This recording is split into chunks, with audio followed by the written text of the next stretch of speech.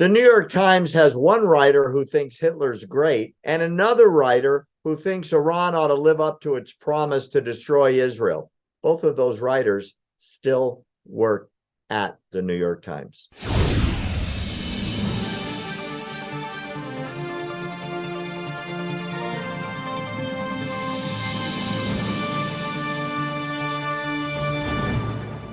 The New York Times has been running articles. They just ran an article by this Muslim guy that is encouraging Iran to, quote, live up to its fiery rhetoric and follow through with its destroy Israel goal. The New York Times suggested Iran was at a crossroads. Quote, after years of vowing to destroy Israel, Iran faces a dilemma. With Israel bent on crushing Iran's ally Hamas, Tehran must decide whether it and the proxy militia it arms and trains will live up to its fiery rhetoric.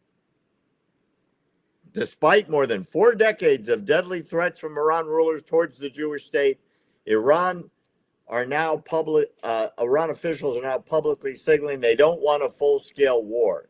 But the New York Times is encouraging the head of Iran, the absolute dictator for life, Ali Khamenei, this guy, to follow through on his promises. I can't believe the New York Times is encouraging genocide.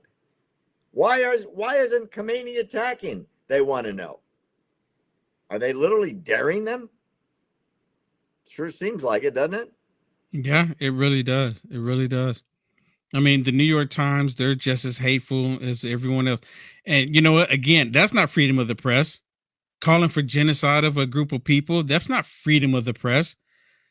They should be removed. They should be shut down and never to operate again. Same thing with these people out there screaming death to America, death to Israel. They should be locked up. That's not freedom of speech. But see, as soon as we talk about, our freedoms, then they don't call that freedom of speech. And we're not talking about harming anybody. We just want to keep our rights and have our freedom and be left alone. But they don't want to do that unless you comply with their evil agenda. Then you don't have any rights.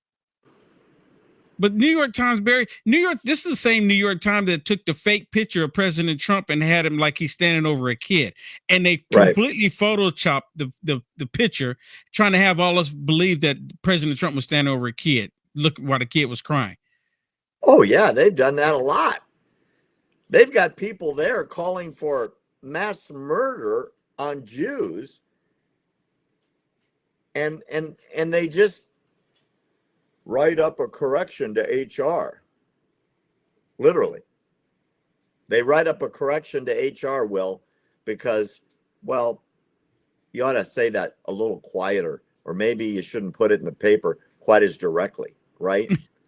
I mean, remember, and I can't say this strong enough, they have people after people after people writing for the paper saying the most god-awful things. You and I talked about this the other day.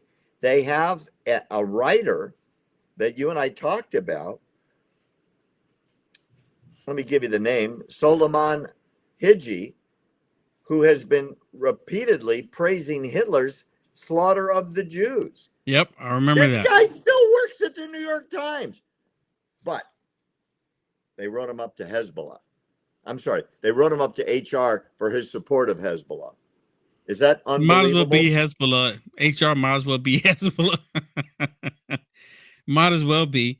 What do they not have editors to like say, yeah, you can't publish this, you can't put this out there, this is not journalists, this is activism, and you're calling for the eradication of a group of people? We're not support that. We're not going to do that. The same New York Times was quick to call MAGA extremists, saying that we're domestic terrorists, right? They're the first ones that are quick to scream that. But when it comes to Hamas, they're nothing but angels, Barry. All they want is peace, Barry. They're not doing all these horrible things, or they're not doing enough of it. Unbelievable.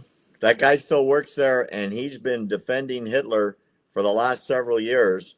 and they talk about their high journalistic standards. And the Hitler lover, is still reporting live from Gaza during this conflict. Boy, oh boy, I bet that's completely unbiased.